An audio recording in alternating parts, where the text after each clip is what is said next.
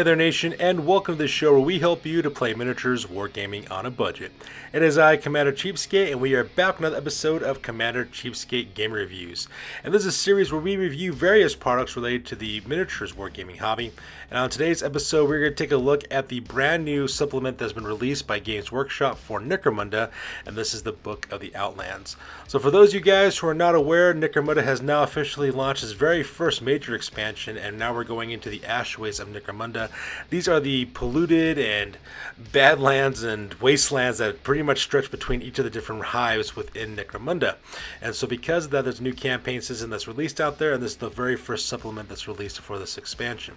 So when it comes to the Book of the Outlines, we're going to do a couple of things. We'll take a look at the new Waste Nomad Gang rules. We're also going to take a look at the Ironhead Squat Prospector rules.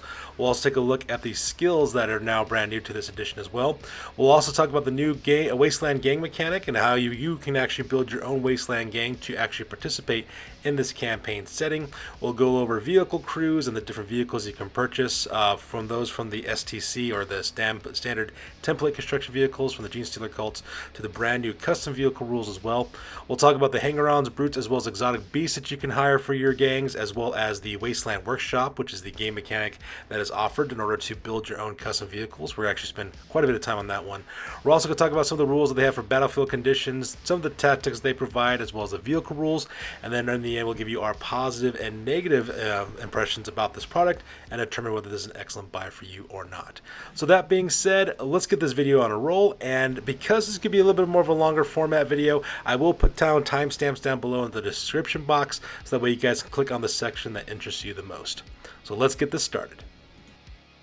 Alright, so first of all, let's talk about the Waste Nomads. So in the previous box set that was previously released by Games Workshop, not much information was actually given about how to construct your own Waste Nomad gang. They just gave you the rules for them is all they pretty much did in the starter box. Now this book actually fleshes out exactly what you can do with your Waste Nomad gang. So to give you guys some impressions of what I've received from this gang, the way that the rules are kind of created, they're kind of like a similarity between combining both a Delac gang and both that they have shooting as well as cunning abilities. And so these guys will be doing a lot of ambushing, a lot of hiding and stealth, and a lot of attacking from surprise. So because of that, one of the big things that this gang has, a lot of these guys can actually take hidden actions, so that way they have the hidden condition rule put onto them with their sky mantles that they wear. So those giant flags that they wear on their backs are called sky mantles. And I guess the idea behind that is because they can just crouch down low and then the sky mantle will protect them, I guess, and keep them also hidden from view. So I think that's kind of interesting. At the same time, they also have their Ashway suits that they're wearing. They're kind of like the still suits that the Fremen wear in Dune, which allows them to survive some of the hostile conditions that will be in the Ashwaste as well. Now, when it comes to with this gang, one of the interesting thing about it is that the Dustback Helamites, which are the insects that they ride, they're only available for two of their types of fighters. Only for their Dust Riders, which are basically a prospect level fighter for their gang, and those are the guys you get in the box set, as well as the future upcoming Stormcaller miniature, which is a champion who can actually use to change battlefield conditions on the battlefield. So because of that, those are the only people that actually have access to those Dustback Helamites, which could be a problem for people who want to mount their entire gang. So because of that, you might want to change this rule with your arbitrator for your campaign, because like I said before, for those players who are interested in actually having their entire gang being mounted, that's all they have right now, it's just the Dustback Helamites. And not everybody could actually have one, it's just those, like I said before, those two fighters in the previous slide.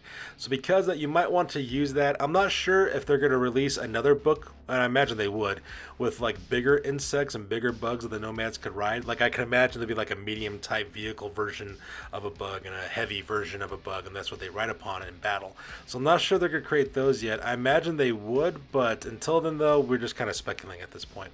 Now, however, there is a rule mechanic in this game called the dirt bike, and what that pretty much means is that if you want to mount your gang members, you can put them on a dirt bike. It costs them 50 credits. Right, it adds the movement value up to 8 is what it does. It counts as being war gear. So for my gaming group, for example, I have a buddy who wants to have more mounted fighters for his gang. What I'm going to do for him is I'm going to tell him, okay, you know, it would just use that dirt bike rule. So you just pay 50 credits for any of your gang or other fighters in your Nomad gang, and that person can ride a Dustback Helamat as well. And that's how I'm pretty much going to do it, so that way I can help out my buddy doing that at the same time. Now, of course, there's a lot of information about this gang. However, though, I will do another video later on where I go into a deeper dive on this gang. In fact, I'm going to do another episode of Way of the Underhive for this gang, as well as Ironhead Squat Prospectors. I'll give you my positives and negatives, their strengths and weaknesses, and also give you sample lists that you can use as well. So that will be coming down later on down the turnpike. So we'll focus that a little bit later. Now, the second game that's also offered in this book are the Ironhead Squat Prospectors. Now, I know how some people feel about these guys because they look kind of corny with the way that their color schemes are and stuff, but this is actually a very cool looking gang, and they also have some pretty cool points with them as well. And this is the second game that's offered in this book as well. So let's go ahead and talk about some of my impressions of these guys. First of all, they're very pricey in terms of points. Their fighters are very costly. The weapons and equipment and the war gear that they could use is also very pricey as well. And because of that, your Ironhead Squat Prospector gang will always be outnumbered, but never outgunned. The weapons that these guys are bringing onto the battlefield are absolutely insane. Almost everything has rapid fire or rapid fire 2 or higher on all their weapons as well. They have a rapid fire melt-a-gun, for goodness sakes, on these guys. Now, if you notice some of the rules that they teased earlier, they have what was called the Firestorm rule for a lot of their flaming type weapons. If you're wondering how that works, pretty much it works like, you know how you have to roll the rapid fire dice every single time you roll with a flamer, because you have to in the games. Well, usually as long as you don't have an ammo check, you're perfectly fine, but sometimes you might roll a rapid fire die, like either 2 shots or 3 shots. With the Firestorm rules, what that means is that the target you're hitting with that template weapon, whatever number of shots you roll on the firepower dice, that's the number of times they get hit with a flamer. So let's say you're shooting at someone with a strength 4 flamer and you roll a 3 shots. That means they take 3 strength 4 hits with that flamer, with the Firestorm rules. So if you're wondering how that works, that's pretty much how it works with these guys as well. And if I had to tell you my impressions about how this game operates, from what I'm seeing from the skills they have and the weapons they have, it's kind of like a combination of playing an Orlok and a Vansar gang with their tactics. Vansar, in the sense that they got really high-tech savant skills, and also their Wisdom of the Ancient skills that's brand new, and we'll talk about that a little bit later here in the next slide. And at the same time, their weapon loadouts are very much like Orlok's as well. They got good close combat, powerful weapons, so that's the reason why they're kind of like a combination of the two. So when it comes to this gang, firepower is the name of the game for these guys. They have a lot of firepower that they could use. At the same time, they also have access to their own vehicle crews. They're called gearheads is what they're called. And we'll talk a little bit more about vehicle crews here in a second, but they have dedicated members of their gang that can actually operate their own vehicles. Now, trigger warning for all you, for all the balanced bandwagon people out there. A lot of people are going to be really upset that this gang has their own dedicated crews. Well, not all gangs have it, but you know, there's not much you can do about that. So that's one of the things that's also interesting about these guys as well. And like I said before, I will do more of a deeper dive with this gang specifically. I will make a video about the Ironhead Squat Prospectors. I'll give you, of course, their pros and cons, their strengths and weaknesses, and I'll give you sample lists of how you can use them as well. Just the last little note I want to talk about these two gangs before I move on. You can put both these gangs in a Dominion campaign, so if you don't want to play in the Ash Waste, but you want to play inside the Hives, you can do so, and there's rules about that. And I'll explain that a little bit more in those deeper dive videos when I make those later on. So another neat thing that we also have in this edition as well is we have brand new skills. We have 3 new skills that popped up. We have Wisdom of the Ancients, and it's for the Ironhead Prospectors, who that skill set is for. And it's kind of like a combination of both Savant as well as some other skills. A lot of things they can do, like they get extra credits for wrecking vehicles, also extra credits for salvaging things as well, which makes sense, you know, since they're miners and stuff like that. Then we have the driving skill, and these are for your dedicated crew on your vehicles. I'll talk a little bit more in detail about what crew are specifically in your vehicles here in a little bit, but for those guys who are operating vehicles, they have these new driving skills. And then finally we have the Wasteland skills, which is the brand new skills that the Waste Nomads have. And these help them to survive in the middle of the Ash Waste. One of the coolest skills they have, for example, is that they can ignore targeting priority, because some member who has this skill can actually, it's called Bring It Down. They can pick out a target and everyone can shoot at that target if they want to. But like I said before, I'll go a little bit more deeper dive with these skills when I do the individual videos for the individual gangs that are now available. So now that we're done talking about the skills, let's go and talk about how you can generate Wasteland Gangs to play in the Ash Wastes. Alright, so let's talk about the Wasteland Gang. So if you want to play out in the Ash Waste, you actually get 1,400 credits to build your gang. 1,000 credits are spent on your gang, while another 400 credits are spent on vehicles as well as crews. Now, it's kind of interesting on that one because you can use your 1,000 credits for your original game to add new things to your vehicles and add to your crews, but you can't use the additional 400 credits to just build a gang with no vehicles. So that 400 extra credits only if you're going to be doing vehicles. If there's no vehicles, then it's just standard rules as always. Now, when it comes to your gangs in this version of the game, you actually have 2 types of fighters. You have your normal fighters, which are like your normal people that you have in your gang all the time. And the second type of fighter are crews, crew members. And we're going to spend a little bit more time talking about crew members specifically. Now, the purpose of the crews is that the crews operate the vehicles, so they're the drivers, and they're also the guys who operate the weapons on the vehicle, as well as the war gear that's on the vehicle as well. So they have very specific roles. They cannot leave their vehicle because they're attached to the vehicle that they're actually assigned to, which is kind of wonky, but I can kind of understand why they do this. It kind of makes things a little bit simpler for the rules. Now, when it comes to the crews, you actually have three different types of crews that you can have available for you. So first of all, we have the Orlok Iron Riders. So far, the Orlok are the only gang to actually have dedicated crew assigned to their gang at this point, which narratively it fits because from all of the additional resources that we've read over the years with the lore from Necromunda, they always make a big sticking point that the Orloks actually control a lot of the things that take place outside the waste, outside of High Primus. They actually, do things like do road wars and road tolls and operate gates and actually do a lot of the transportation work. So narrowly speaking, it actually works. However, though, I'm sure members of the Balance bandwagon are going to freak out about this. They will be triggered by the fact that Orloks already have a dedicated crew to them, and they're going to freak out about it. But you know what? Narratively it fits, and if those guys don't fit, too bad, so sad. Move on. Now, for those who are not Orlok gangs, though, you do have crew members that you can hire for your gang. So for the ones who don't have dedicated drivers right now, we do have what's called scum erasers. These are the crew members for other gangs. So let's say, for example, you're playing any of the gangs besides Orlok and you need drivers. These are the guys you're going to be hiring for those guys. Now, you might have dedicated crew for other gangs and maybe future supplements. I could see like another book coming out where they actually have dedicated crew for like Goliath, Eschers, and all those other guys as well. But for now, though, all they have right now are scum racers for these guys.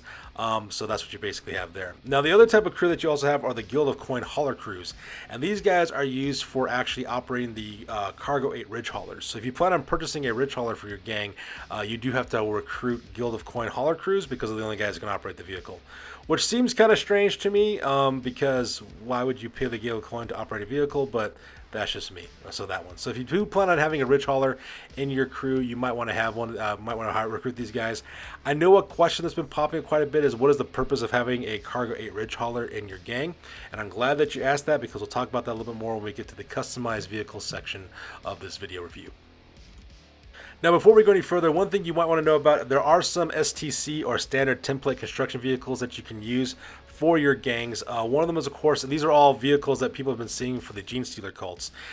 As well as a Genestealer cult picture over here. So that's some good news for you. If you're a Genestealer cult player for Warhammer 40,000, you could play multiple games with your army. You can either play Warhammer 40k, you could also play Kill Team, and now you can play Necromunda if you want to, and have vehicles that you can use in the Wasteland.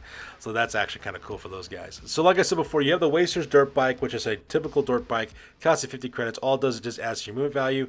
You can't mount weapon hard points or anything like that on it because it's just a vehicle for you to get around. Now, of course, you have the Wolf Quad, which is the one that we always see with weapons attached to it from the Jackals box set. That costs you 70 credits for that. You do have the Ridge Runner, which costs 95 credits. The Rock Grinder is 145. And yes, all these vehicles can be upgraded from things from the Wasteland Workshop.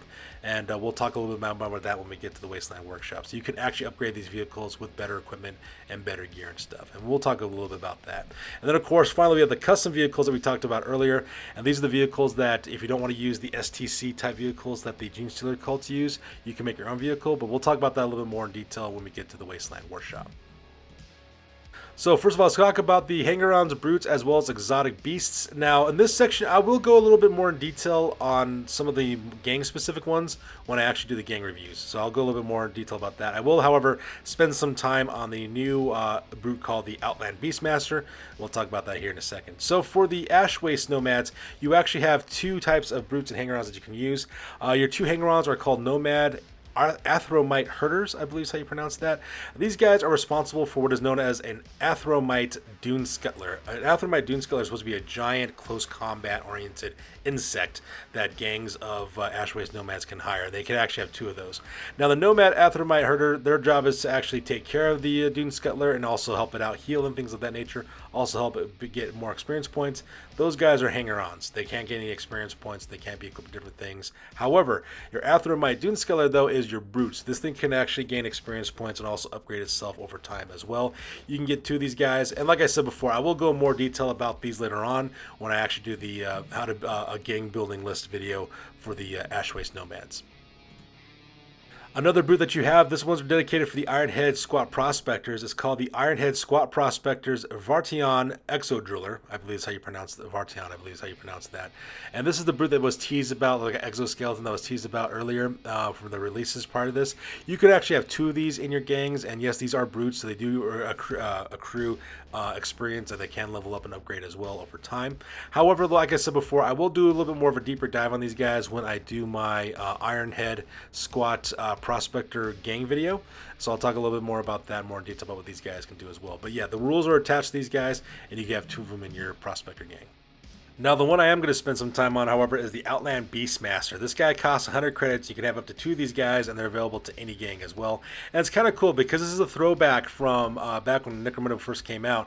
And they were called Beastmaster Weirds, and they can control 3 different types of animals. And so they're actually bringing it back for the Ash Waste as well. So let's talk about these guys real quick. So they're movement 6, weapon skill, ballistic skill 4 up, 3 strength and toughness, 2 wounds, 3 initiative, 1 attack. They have 7 leadership, 6 cool, 7 willpower, and 8 intelligence. They're also armed with shock staves. They have a shot-off shotgun with solid and scatter ammo, and they're also equipped with mesh armor. So these guys are brutes, so they can actually level up as time goes on as well, which is absolutely really cool for these guys. At the same time, they can also bring 3 types of animals with them, but they can only choose one type. You can either choose giant rats, millosaurs, or ripperjacks. Giant rats cost 30 credits, millosaurs cost 60, and ripperjacks cost 70. And what these guys can do as well is that because they have the Beastmaster special rule, these animals can go up to within 6 inches of leaving their masters. So they're kind of good with that one as well. However, though, like I said, you can only dedicate yourself to one type of animal. The starting skill you have when it comes to Beastmaster, they have the Fearsome skill, but they also have another skill based on whatever animal they're controlling. So Wasteland Rats, they got Dodge skill. For Millosaur, they get the Infiltrate skill. And for Ripperjacks, they get the Catfall skill. And for your Beastmaster's skill access, they have Agility as their primary as well as Ferocity. And their secondaries are Brawn as well as Cunning. So that part is actually kind of cool on those ones. So let's talk about the animals that they can also bring with them too. So when it comes to the Giant Rat, those cost 30 credits apiece. Their stats are 5 movement, 4 weapon skill, 5 ballistic skill, 3 strength and toughness, 1 wound, 3 initiative, 1 attack, 8 leadership, 7 cool, 8 willpower, and 7 intelligence. Now the nice thing about these guys, of course, is that if you lose any rats, they're expendable. So because of that, you can always get new ones and resupply every single time. So that's the thing that's cool about them. If the giant rats become specialists, they have agility as their primary as well as secondary as their cunning. So they're not as strong as the other animals, but you can resupply them if you should lose any, if anything should happen to them. Now millosaurs, which are like centipedes that are used to burrowing through metal and dirt, these guys are pretty cool. They cost 60 credits apiece. They have movement characteristics of 6 up, 4 weapon skill, 5 ballistic skill, 3 strength and toughness, 2 wounds, 4 initiative, 2 attacks, 8 leadership, 7 cool, 7 willpower, as well as 8 intelligence. They come with the Infiltrate skill, and they also have Armored Hide, which gives them a 5 up armor save. And they automatically come with the Infiltrate skill because they're burrowers as well. And they have primaries, their combat, and then agility is their secondary for that one. So those are cool. And then finally we have the Ripperjacks. The Ripperjacks are 70 credits. They have movement of 7, 4 weapon skill, 6 ballistic skill, 3 strength and toughness, 2 wounds, 3 initiative, 2 attacks, 8 leadership, 7 cool, 8 willpower, as well as 8 intelligence. And these things are cool too because they have flight, so they can fly. So that part is really, really cool as well with them. And at the same time, they do not receive or get any assists or receive any assists because they're just wild animals that are flying towards your face, which gives you the enveloping attack, which means that your opponent has a -2 modifier for initiative tests if they try to retreat, and at the same time they also have a -1 to hit against Ripperjack because they're trying to go for your face the entire time. And of course, if Ripperjack should ever become a specialist, their skills are Ferocity for their primary as well as Combat for their secondary. So this is kind of cool because we're bringing this back from back in the day. If you can see here, there's an old White Dwarf article, as you can see here, where they actually feature those back in the 90s. So it's kind of neat to see these guys coming back. So if you're interested in having animals and exotic beasts in your gang, this might be the thing for you. Alright, so let's talk about the Wasteland Workshop real quick. So these are the ways that you can go about upgrading your vehicles, at the same time also building customized vehicles as well. Now I'm going to be honest with you guys, when I was reading these rules, there was not much information on the number of fighters or crew that occupies a vehicle. They actually have no information about that. So it's not like you can only have 2 people on a light vehicle and 5 people on a medium vehicle or anything like that. So I'm not exactly sure what the rule is about that. I'm not sure if the rule book that was in the Ash Waste starter box actually has any information about that at all. But in this book, there's nothing about it. So I'm not sure if you could put 50 guys on a light vehicle or whatever. So my suggestion to you is to talk to your arbitrator about this and how to handle this situation. So, probably rule of thumb, or probably way to want to do it is like probably 2 people for a light vehicle, 4 people for a medium vehicle, up to 10 for a heavy vehicle, things like that. And you might want to talk to your arbitrator about how they want to handle that. At the same time, all the vehicles that are not STC vehicles, and even that's not from the Genestealer cults, they have this special attachment called jury rigged, which means that if you want to repair your vehicles, it costs double the cost of repairs for jury rigging vehicles. They don't actually give repair rules in this book. I'm not sure if it's in the campaign rules in the starter box. If they are, great, but I'm not going to pay $300 for a rule book. I'll just find my rules elsewhere for that one. So let's go and talk about the vehicles in this one. So you basically have multiple class types of vehicles. You have what are known as light vehicles, medium vehicles, heavy vehicles. You also have walkers, and you also have your cargo 8 ridge haulers as well. And of course, each of the vehicles, of course, have different price points attached to them. Light vehicles cost 50 credits, just to give you guys an idea about that cost.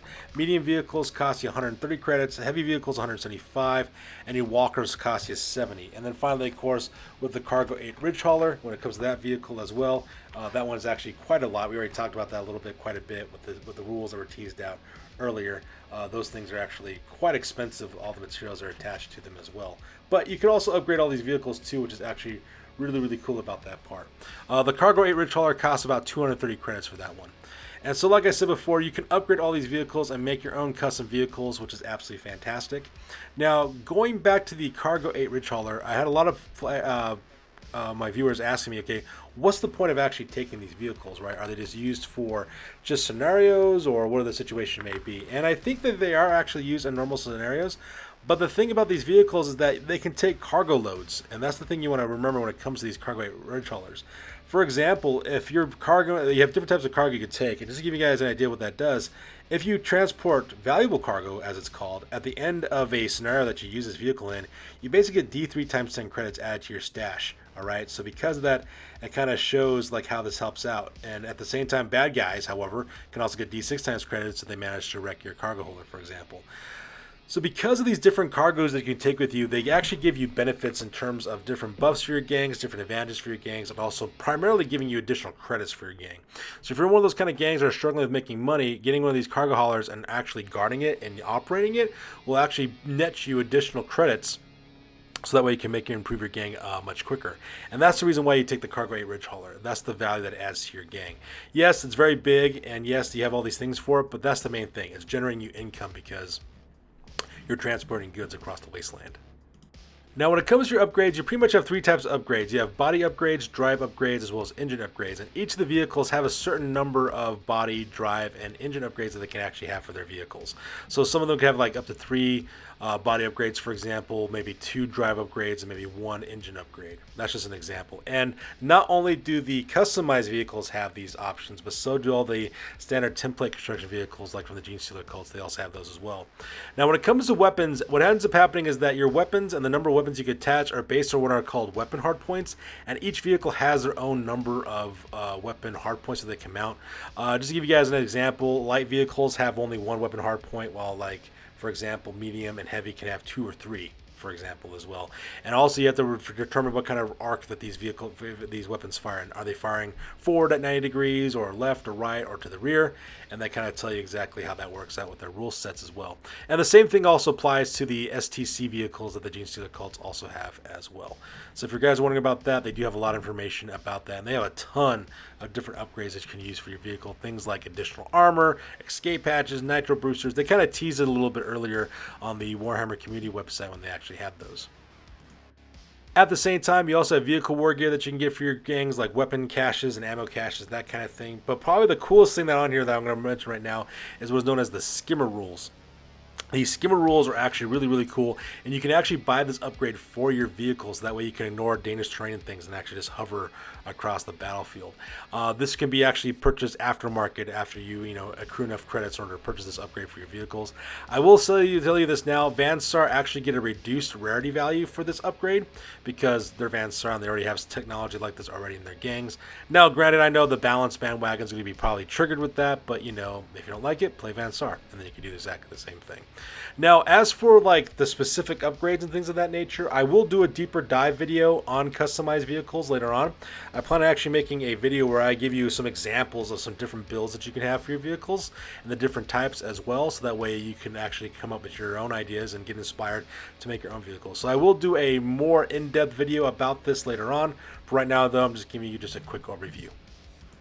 So next thing we're going to talk about real quick are battlefield conditions. So on this game, because we're taking place in the Outlands and the Ash Waste, there are some conditions that they add to the Ash Waste.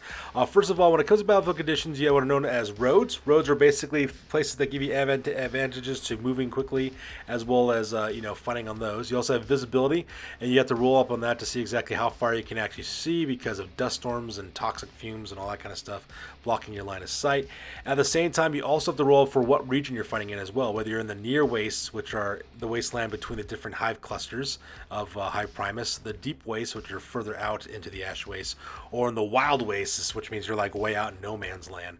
And each of them have different environmental effects as well, and you can just roll a d6 to figure out which one of those you're going to use for your gang. At the same time, we also have seasons taking place. We have the Season of Flame, the Season of Ash, and Changing Seasons, which means you have to roll a d6, and based on what you roll, it kind of determines exactly how it's going to manipulate the battlefield and what kind of conditions you're going to face there as well. And the last thing we're going to talk about when it comes to battlefield conditions, they do have the Rolling Road. So if for those of you guys who watch my Anarchy Road series, you're already kind of familiar with how this works.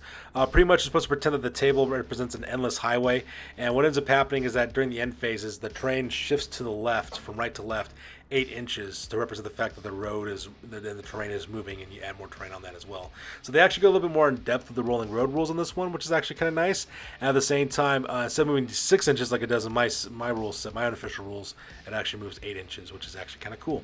And you can actually get that information in this book as well. Alright, so when it comes to tactics real quick, they do provide information on tactics. You don't need to buy tactics cards. They actually have a D66 table for tactics. They have tactics for the Waste Nomads, as well as tactics for the Ironhead Prospectors. And yes, they also have tactics for Orlok vehicle operators as well.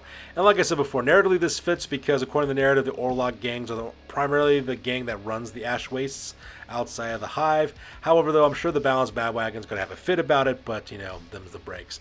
I do suspect that in future supplements, they'll have additional tactics for the different gangs for their vehicles as well. But for now, though, Orlok's are the ones that actually have anything for that.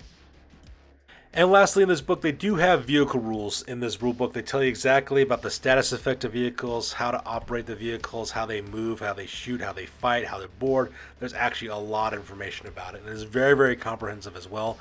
They do also provide information about damage as well for your vehicles, as well as for your normal fighters, as well as control dice as well, because sometimes your vehicles will get out of control depending on the situation they might be in. I could actually just dedicate an entire video on vehicle rules. Needless to say, though, if you're wondering about, they do provide rules on how to operate vehicles. They do, which is actually kind of nice about that. So if you're looking for that, this book definitely has that information inside of it as well. I mean, like I said before, I could talk all day about this, but this video would be extremely long if I do that. Alright, so now let's talk about this vehicle, this book. Let's go ahead and talk about some of the positive and negatives about this book. So positives, first of all, there's lots of information on the new gangs, as well as the equipment they can use as well. There's also a lot of rules for customizing vehicles, as well as new rules for established vehicles. So if you're a Genestealer cult player, rejoice, because now there's another game you can actually play. And at the same time, the vehicle rules are also included as well. So there is a plethora of information on how to make your customized vehicle, the upgrades that you can have for it, as well as your STC vehicles too. From my opinion, if you this would be a good buy just for that information alone. So that way you can start generating your own vehicles and start using them in the Ash Wastes and just having a heyday finding it out in the Ash Wastes. However, there are some considerable negatives about this book, so let's go and talk about that real quick. So first of all, there are no campaign rules of any sort in this book. So if you didn't buy the starter box set like me, I didn't buy the starter box set because I didn't feel like paying $300 for a book. The Ash Waste campaign rule system is not in here, so you'll need to find some other way to get those rules. Either someone you might know might have that box set, you can take those rules, or you can find your rules other ways. I'm just going to say it like that. So because of that, if you're looking to buy this book just for the campaign rules, I'm going to tell you it's not in here. At the same time, this is also kind of strange too. The ride-by rules, which is the rules that they use for like lance weapons that you use against your opponents, they're not included in this book for whatever strange reason. I'm not sure why they didn't include it in this book. Maybe because it's in the Book of the Ashways, or the case may be, but they didn't have it in here. So if you have the Book of the Ashway, a book of the rule book from the Ashway starter set, you can get this, or you can get it from the Warhammer community page. So that part is kind of interesting. And like I said before, there is no rules for repair either. I suspect it's in the new rule book in the starter box set, because that sounds like a campaign rule. So that might be where it's at. It's not in this book at all. So like I said before, you'll need to get that other book or find those rules some other way in order to find that information as well. It was also kind of weird because they don't get any information on the number of fighters or crew that a vehicle can actually have on their vehicle. So that's also kind of interesting as well. At the same time, there's also no new rules for bugs for the Waste Nomads to ride upon besides the Death by Helmite. However, though, I do suspect that future materials will soon arrive where you can actually get other things for that. So there you have it with that one.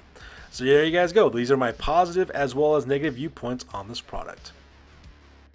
So in the end, I think this is actually an excellent buy for anyone who's wanting to go out into the Ashways with their Necromunda campaign. So, I mean, just the rules for the customized vehicle rules, the vehicle rules that I use in your game, as well as the rules for Waste Nomads, as well as Ironhead Prospectors. That alone is enough, in my opinion, to purchase this product, especially if you want to use those mechanics in your games of Necromunda as well. Now, granted, there are some drawbacks, things like I mentioned before in the negatives, but at the same time, though, the positives really do outweigh the negatives, especially when it comes to all the new information that's available to this book. And like I said, the things that are missing in this book, there are other ways to find that information. So I suggest you go about doing that if you want to get that information to do your campaigns as well. So there you guys have it. This is my overall review of the Book of the Outlands by Games Workshop. As always, please feel free to like, comment, and or subscribe. Your guys' input is invaluable to us as always. Also check us out on Facebook, Instagram, as well as blogger.com for all the latest greatest hobby news related to this channel. That's good for this, you guys. We will catch you guys next one. Peace out and stay classy.